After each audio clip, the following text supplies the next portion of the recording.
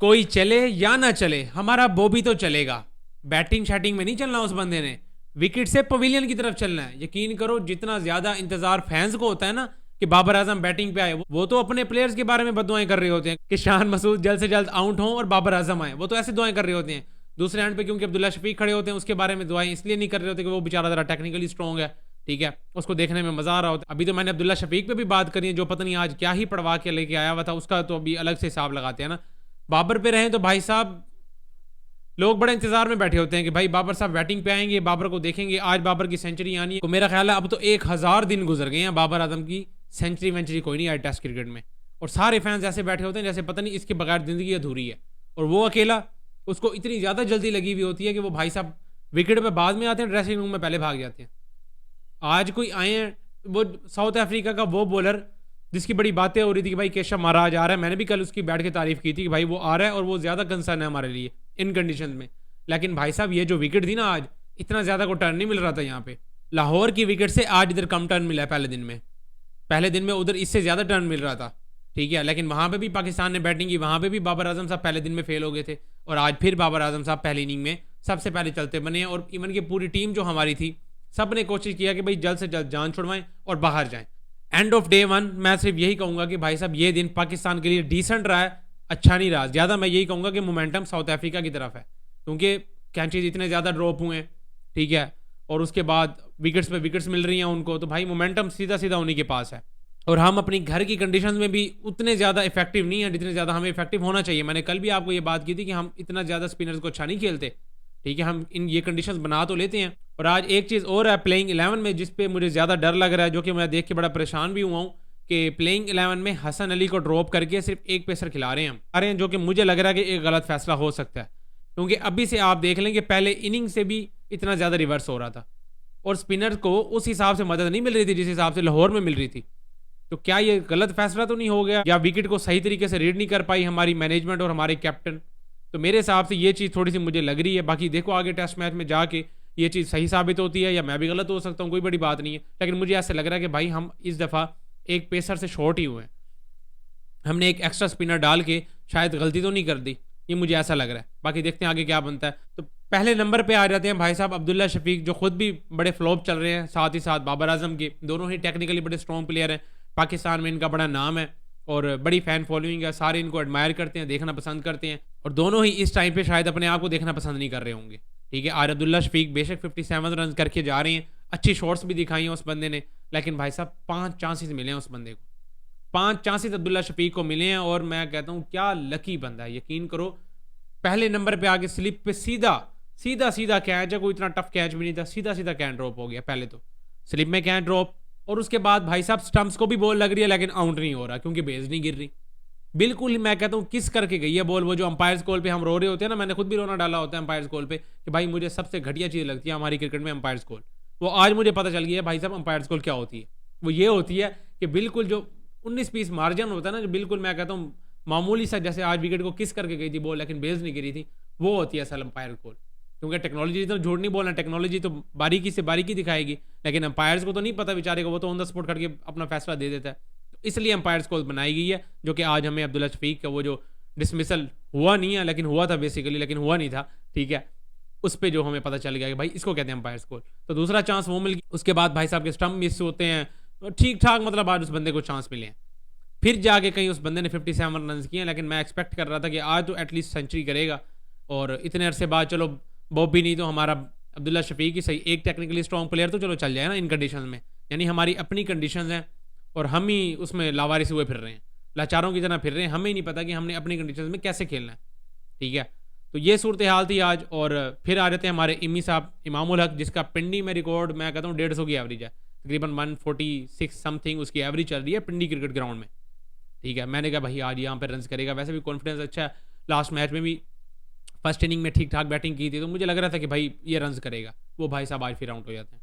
और आउट क्या हुआ यकीन करो, जो हारमन ने बॉल मारा है ना, मैं कहता हूँ लवली डिलीवरी, जैसे पिछले मैच में अंकल नुमान ने एक डिलीवरी मारी थी ना, सेम वैसे ही डिलीवरी ऑफ स्पिनर ने भाई साहब लेफ्ट आर्म बैटर को क्या तगड़ी किस्म की डिलीवरी मारी है, यकीन करो मजा आ गया। हुआ हमारा अपना बैटर आउट है लेकिन देख के मजा आया। फिर आते हैं जी हमारे शान मसूद, तगड़ी इनिंग, मैं कहता हूँ अकेला बंदा लगा रह गया, हमारे सारे आउट होते गए हैं और इंटेंट के साथ, मतलब बॉलर्स को सेटल ही नहीं होने दे रहा, पहली पहली बॉल पे उनको निकल के छक्के मार रहा है।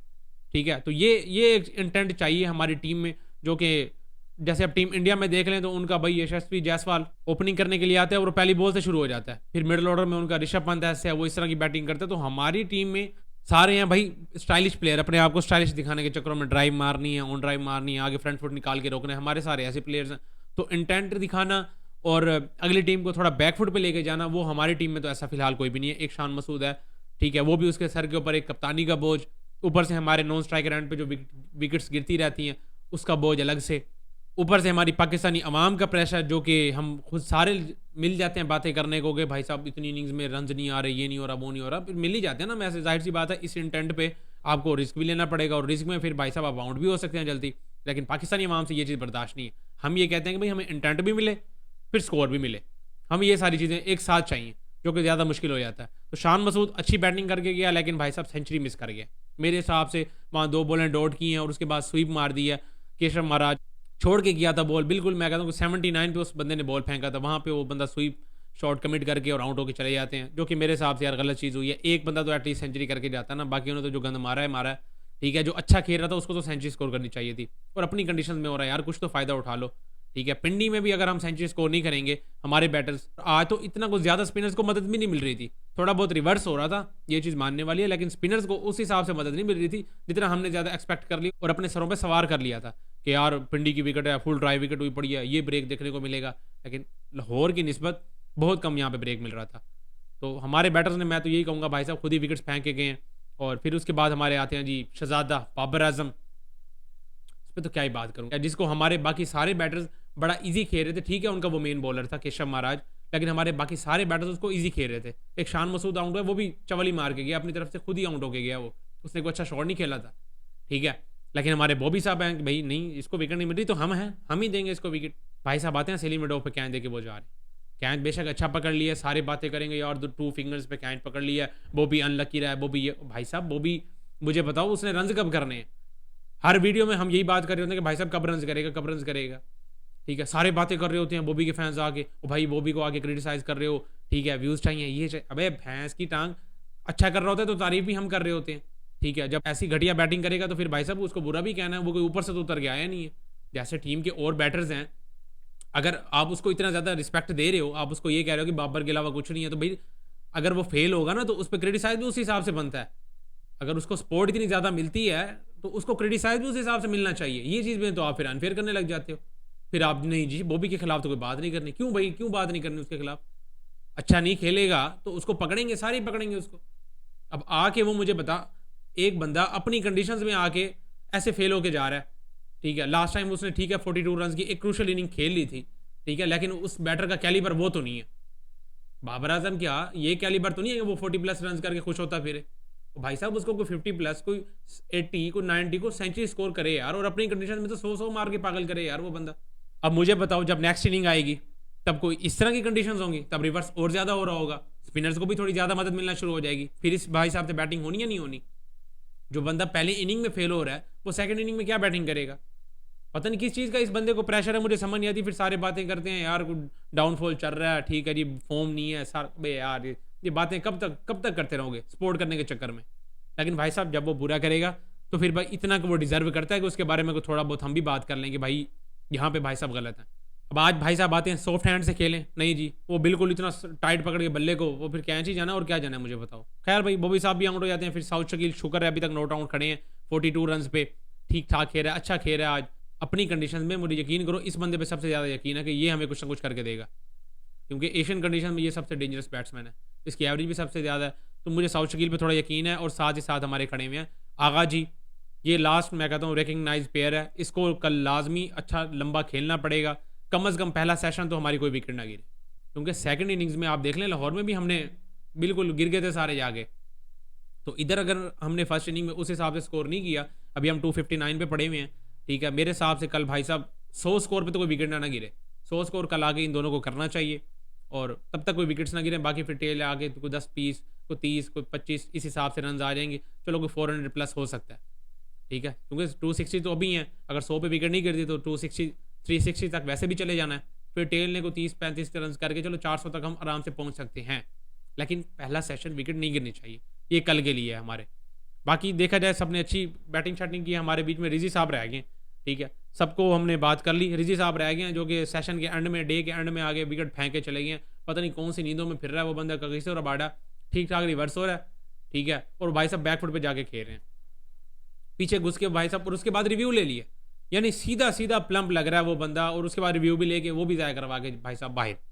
कल क्या पाकिस्तान सेशन 1 सर्वाइव कर सकता है?